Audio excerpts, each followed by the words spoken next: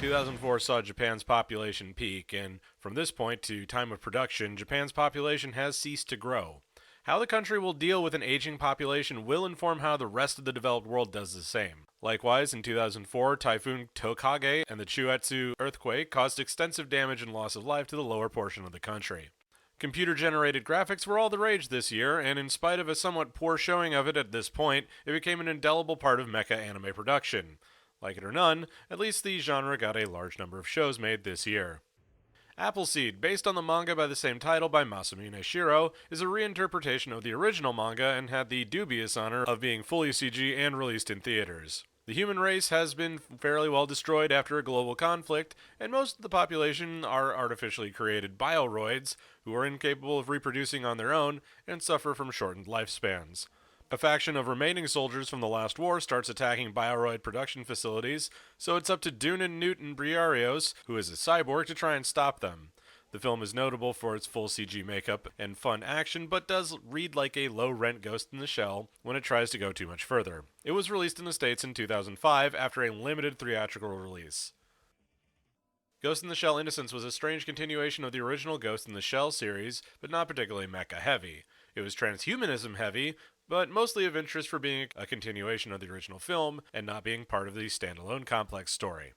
Burst Angel was a peculiar creature, following the adventures of three girls, Jo, Meg, and Amy, and their leader Sei, fighting weird glowing brain monsters, but is mostly notable for fan service and implied Yuri overall. The mecha, Django, is present for some of the show, but mostly is forgotten about in a series that takes more from spaghetti westerns than giant robot shows. It was also released stateside in 2008.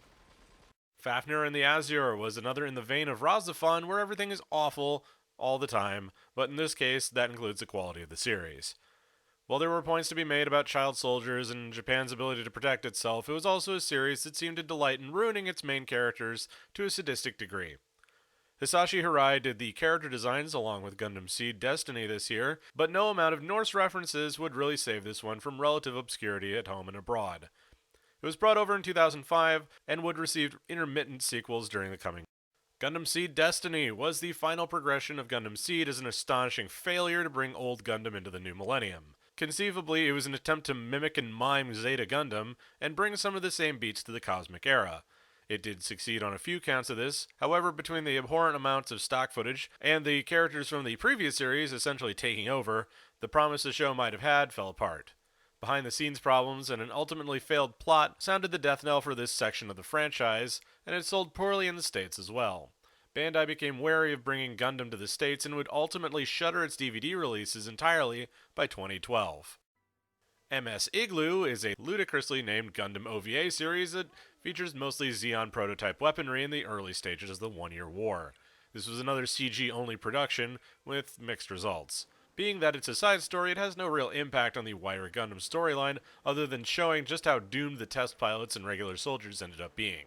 Not particularly uplifting, but interesting side stories that help flesh out what the Zeon and Federal forces were up to before and during the series proper. It was released stateside in 2017. SD Gundam Force was a show that begged the question, who is this for? Bringing kids into the notably violent and dark Gundam franchise was more than a little questionable, and this was compounded by the complete lack of an SD Gunpla base to go with it in the States when it was brought over. Worth noting, it was also released in the States 4 months ahead of the Japanese release, which was unprecedented at the time. It was also an unmitigated failure and was rated particularly poorly. The problem lay in that SD Gundam overall relied on in-jokes and otherwise for sight gags, but there's no cultural background for it in the States, and even in its home country, it's far from a given. The show was brought over, but the whole business was a mess, though there was a fan petition that was successful in releasing the second half of the series after its broadcast ended. Tetsujin 28 Go had a new series this year, and it was far more moody and atmospheric than the original. Set in the mid-1950s, roughly the same time as the original manga was released, it followed the adventures of Shotaro Kaneda and his giant mecha, Tetsujin 28. This was not so much like the original series, but it captured an aesthetic that was not often examined in anime, the post-war period.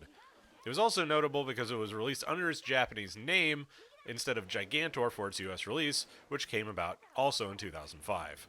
New Getter Robo was a bit of a mess of a story, but it made up for it with some impressive mecha action under the direction of Jun Kawagoe. The show was a more violent reimagining of the original series, but also had more in line with the original manga, which was, needless to say, a trip. The series ran for 13 episodes and was one of the big reasons that Geneon Entertainment went under in the States due to its high price tag for translations. The series did end up getting released in the States in 2005, and you can see my personal review on it somewhere in the sidebar. Die Buster was the sequel to 1988's Gunbuster and followed a completely different set of characters, but given the nature of the material, I can't actually say much more about it. It follows a girl named Nono as she attempts to learn how to pilot a robot to become, quote-unquote, like Nonoriri. The meaning of this is revealed in the series, but needless to say, in spite of some of the differences, the connection between Gunbuster and Die Buster became apparent very quickly. It was released in full in the States in 2013 to critical acclaim. I don't really know what's going on, but it sure is cute. Panda Z, the Robonimation, a collection of 5-minute shorts featuring robot animals vaguely based off of Mazinger Z, premiered this year. It's mostly a comedy, and its mecha action is harmless and cute, though it's overall just kind of peculiar.